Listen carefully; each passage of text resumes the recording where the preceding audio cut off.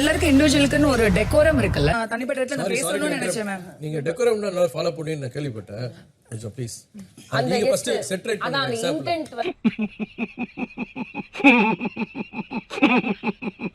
Wild card கண்டஸ்டண்டா வந்த திவ்யா இந்த வாரம் நடந்த ஹோட்டல் டாஸ்க்ல யாருமே கத்திருக்க மாட்டாங்க. இவங்களே தனியா 3 படத்தோட தனுஷ் மாதிரி கத்திக்கிட்டே இருப்பாங்க. ஆனா விஜய் பார்வை அமைதியா தான் இருந்திருப்பாங்க. இந்த வீக் இவங்களே எல்லாரும் எதிரியா இருக்காங்க, நம்ம தான் கார்னர் பண்றோம், நம்ம ஒரு அர்ச்சனா அப்படின்னு நினைச்சுக்கிட்டு இவங்களா தன்னந்தனியா கத்திக்கிட்டே இருந்துட்டு யாருமே இவங்களை டாஸ்க் பண்ண விடாத மாதிரி பண்ணிருப்பாங்க.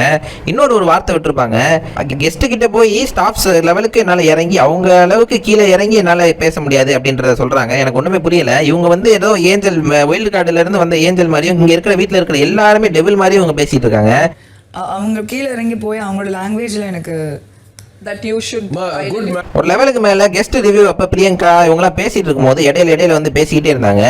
அப்ப இவங்களோட டெக்கோரம் எங்க போச்சுன்னு தெரியல. உடனே தீபக் சொல்லிட்டாரு, நீங்க தான் டெக்கோரம் நல்லா ஃபாலோ பண்ணுவீங்களா, போய் உட்காருங்கன்றாரு. ஏன்னா வெளியில இருந்து பாத்துருப்பாரு போல இவங்க அடிக்கடி இந்த வேர்ட் யூஸ் பண்றத. தனிப்பட்ட இடத்துல நான் பேசணும்னு நினைச்சேன் மேம். நீங்க டெக்கோரம் நல்லா ஃபாலோ பண்ணி நான் கேள்விப்பட்டேன். கொஞ்சம் ப்ளீஸ் நீங்க ஃபர்ஸ்ட் செட்ரேட் பண்ணுங்க. தலை ஆகும் பொழுது இவங்க சொன்ன வேர்ட் டிக்னிட்டி டெக்கோரமே நம்ம ஃபாலோ பண்ணணும் அப்படின்னு சொன்னாங்க. இவங்க டெக்கோரமே எப்படி ஃபாலோ பண்றாங்கன்னு பாருங்க.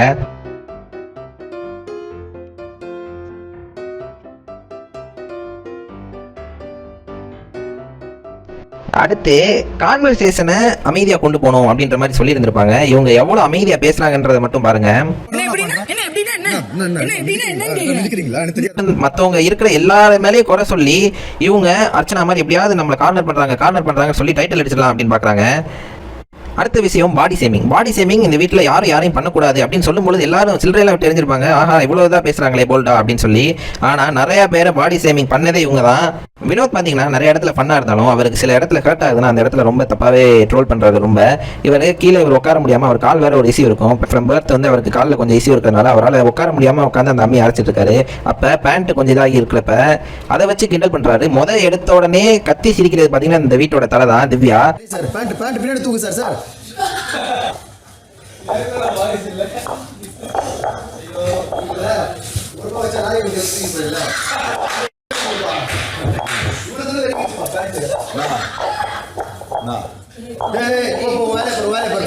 இப்படி பண்ணாதீங்க அப்படின்றத பிரவீன் கூட சொல்றாரு.